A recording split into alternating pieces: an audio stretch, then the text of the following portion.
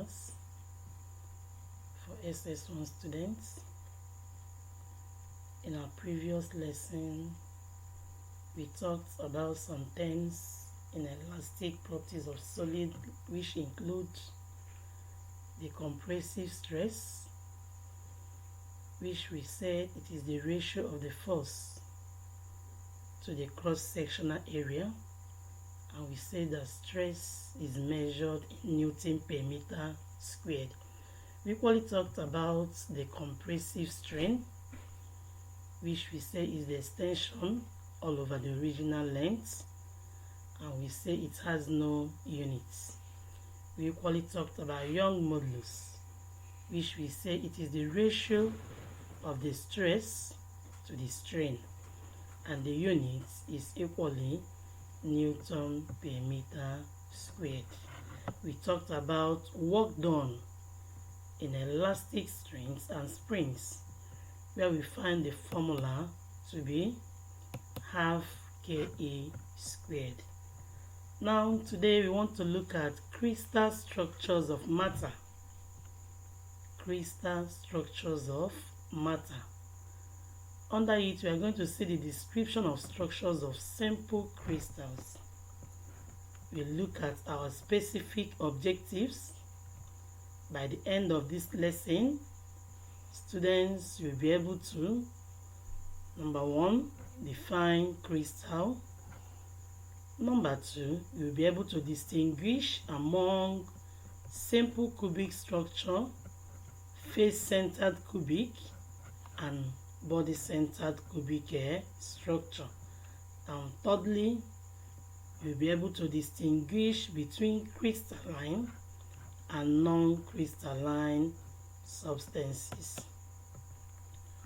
Now, you find out that solids, they are usually divided into two classes.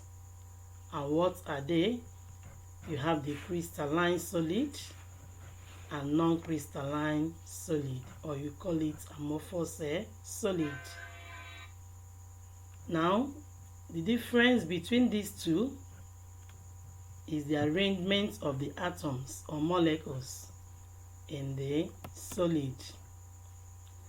Now, you find out that when you talk about the crystalline solid, they are arranged in a definite pattern. The atoms or the ions or molecules that makes up the crystalline solid, they have definite pattern of what? Arrangements. But when you talk about the non-crystalline solid or the amorphous solid, they don't have definite pattern of what? Arrangement. Now we look at crystals. What do we mean by crystals? A crystal is a piece of solid matter in which atoms, molecules, or ions are arranged in a highly regular repeating pattern, or you call it piece what? Lattice. So what do we mean by these crystals we are talking about? They are small particles that makes up the crystalline substances. Now remember matter. You know that matter is anything that has mass and occupies space. And you know that the smallest particle of matter is what we call the atom.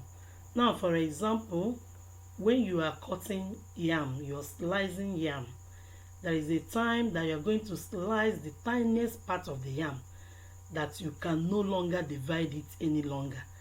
That indivisible parts of that tiny part of the yam is now the atom. Or we can take it this way: your chalk particles, when you crush the chalk particles, those particles, they are now the atom. So atom is the indivisible particle of a matter. So this crystal, they are a piece of solid matter whereby these atoms or molecules that makes them up, they are being arranged in a highly regular repeating word pattern, or you say they are arranged in piece lattice. Then We say that whenever a solution of salt such as solid chloride is evaporated, the crystals that form, they have flat surface whose edges intersect at right angle cube of the salt, and they are usually formed. And you find out that the solution of your sodium chloride, which is your salt, when you begin to heat it, they will begin to evaporate, and you begin to see the crystals of that salt. Now, as the crystal form, they gradually grow, touching and becoming joined to each other. The regularity of this surface feature reflects a high degree of order among the particles. So it's telling you that they have definite pattern of arrangements. Now let's look at the structures of simple crystals. We want to see how these simple crystals are being structured. How do they look like? Now, a simple crystal is considered as being composed of a huge number of simple basic units or building blocks called cells. And the unit cell is the simplest basic unit containing the particle, which when replicated reproduces the overall arrangement of the crystal lattice. Now, what are we talking about? You find out that this your crystal is being made up of cell, or we call it unit cell, and these cells, they are being formed in building blocks. They are represented in building blocks.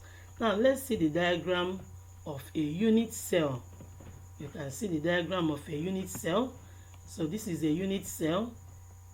It has a three-dimensional shape. You can see here the alpha, the beta, and the gamma. Now these unit cells, when they are being built up, they form a block, and they will now made up of they form a building block, and that constitutes your crystal.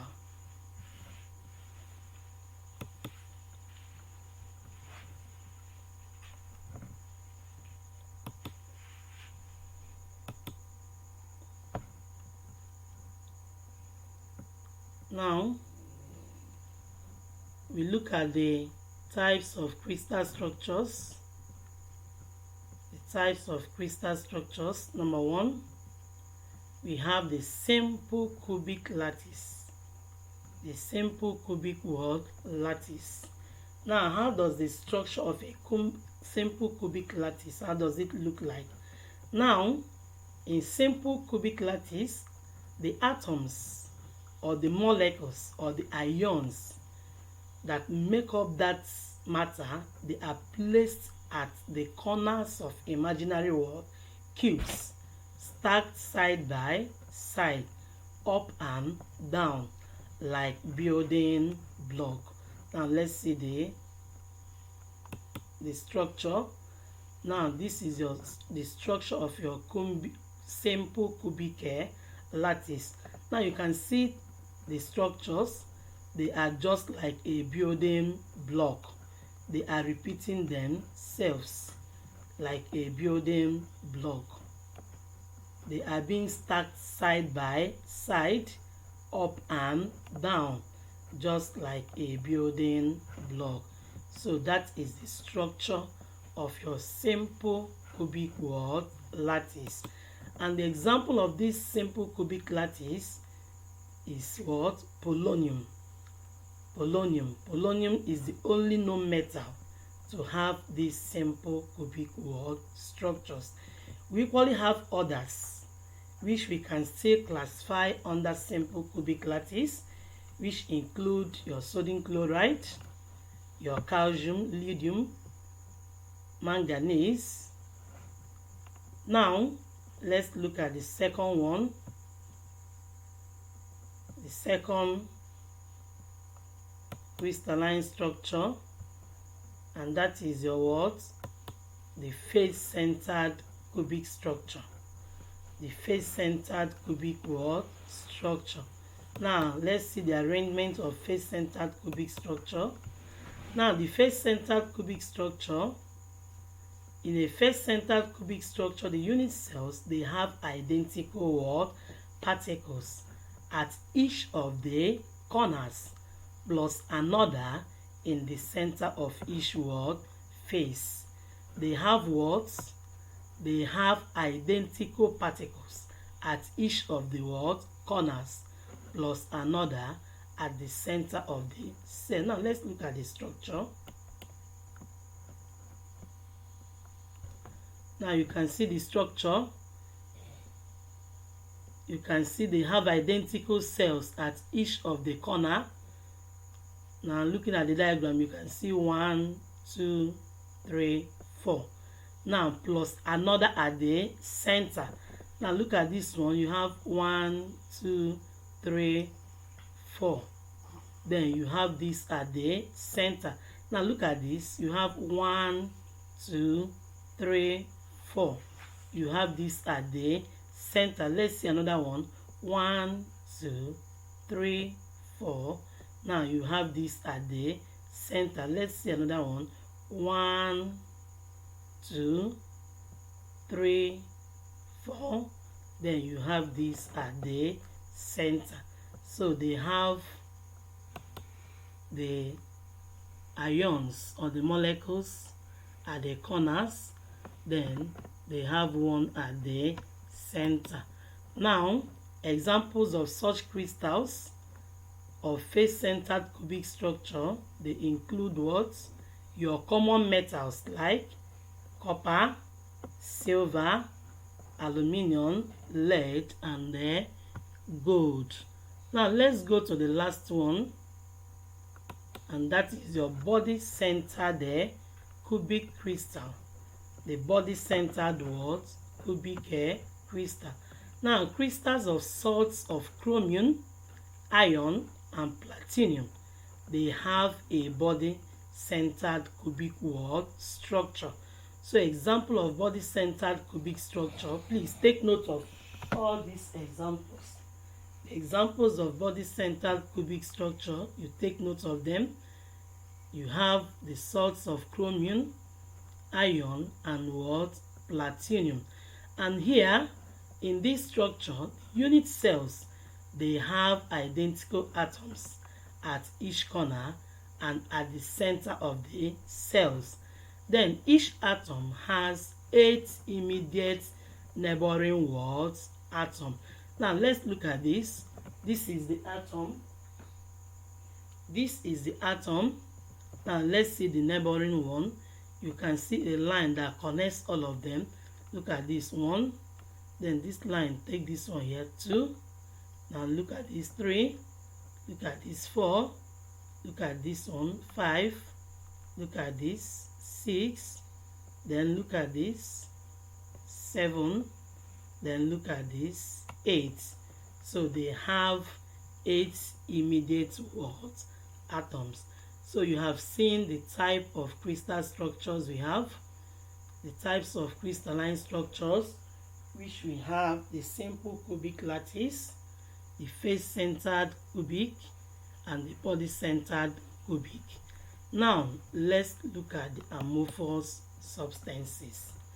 Now remember we said that solids are divided into two. We have the crystalline solid and we have the amorphous solid. And we have said that the crystalline solid, they are those ones that have definite pattern of arrangement. And we saw the 3 types. We have the simple cubic structure, the simple cubic lattice structure, we have the face-centered cubic lattice structure, we have the body-centered cubic structure. Now the amorphous substances. Now amorphous substances, they are solids that are non-crystalline. So you can call them non-crystalline solid. They lack regular arrangement of atoms found in crystals. So these amorphous solids, they don't have definite pattern of arrangement. Now, examples of amorphous substances include your glass and your what? Plastics. Now, look at the diagram of amorphous solid. You can see that they don't have definite pattern of what? Arrangement. They are scatteredly arranged. They don't have definite pattern of what?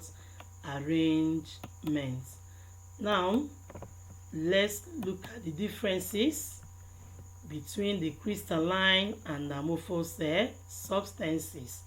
Now, in WAEC, they may ask you to state the differences between crystalline and amorphous substances, or between crystalline and non-crystalline substances. So we have the number one, the crystalline substances, they have regular arrangement of particles in fixed repetitive pattern, as we have seen in our words discussion. While the amorphous substances, they don't have regular arrangement of particles.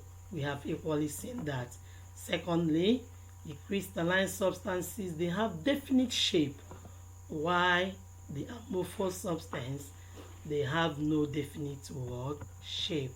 Now, thirdly and finally, the crystalline substances, they freezes or solidify and melt at a constant temperature. For example, your eyes, the melting point of your eyes is at a particular temperature, is constant, which is 0 degrees Celsius. But for non-crystalline or amorphous substances, the freezing or melting temperature continues gradually over a range of what? Temperature, meaning they don't have a constant temperature for melting or for freezing. Now, this is the end of our today's class. So in our today's class, remember, we say that students will be able to define crystal structures or crystalline substances. You'll be able to differentiate between the crystalline and amorphous substances. Now, let's look at our today's assignments. Number one, define crystal. Number two, state the three types of crystal structures and give an example of each. You give an example of each. Number three, state three differences between crystalline and amorphous substances.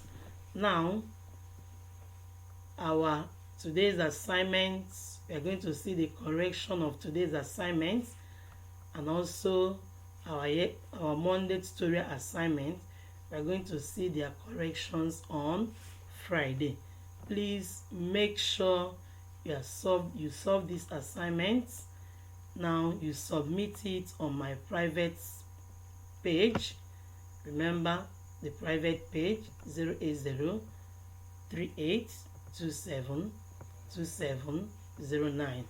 So you submit it on my private page to avoid flooding our group, our platform.